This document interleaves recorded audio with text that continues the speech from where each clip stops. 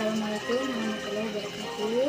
Saya dengan kelompok 2, saya sendiri, Neng Siti Nurjamilah, akan mencoba mempraktikkan praktikum IPA tentang pertumbuhan dan perkembangan makhluk hidup, tumbuhan, dan hewan. 1. Latar belakang. Setiap makhluk hidup akan mengalami proses pertumbuhan. Begitu pula dengan tumbuhan. Tumbuhan terbagi menjadi 2 jenis, yaitu tumbuhan monokotil dan dikotil. Salah satu contoh tumbuhan dikotil adalah kacang hijau. Dalam proses pertumbuhan tanaman tentunya dipengaruhi oleh beberapa faktor. Salah satunya adalah intensitas cahaya.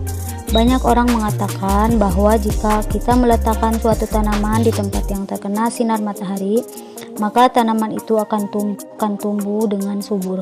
Tetapi masih banyak juga orang yang menyatakan bahwa jikalau kita meletakkan tumbuhan itu di bawah sinar matahari, itu hanya akan menghambat pertumbuhan tanaman itu sendiri.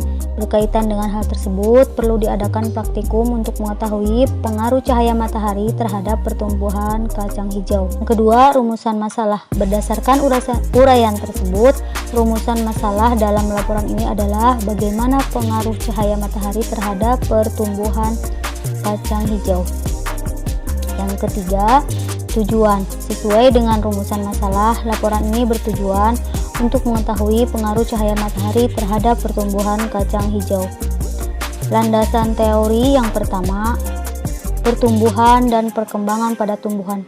Pertumbuhan adalah pertambahan ukuran seperti panjang dan massa secara kuantitatif terhadap pengembangan tubuh organisme. Pertumbuhan dan perkembangan diawali dengan perkecambahan. Perkecambahan dibagi menjadi 2, yaitu epigel dan hipogel. Perkecambahan epigel adalah apabila terjadi pembentangan ruas batang di bawah daun lembaga atau hipokotil, sedangkan perkecambahan hipogel adalah apabila terjadi pembentangan ruas batang teratas sehingga daun lembaga ikut tertarik ke atas tanah. 2.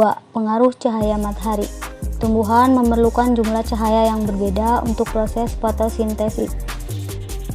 Namun jumlah cahaya yang berlebihan dapat menghambat pertumbuhan karena merusak kerja hormon pertumbuhan atau auksin. Fungsi utama hormon auksin adalah sebagai pengatur pembesaran sel dan memacu pemanjangan sel di daerah belakang mentem ujung.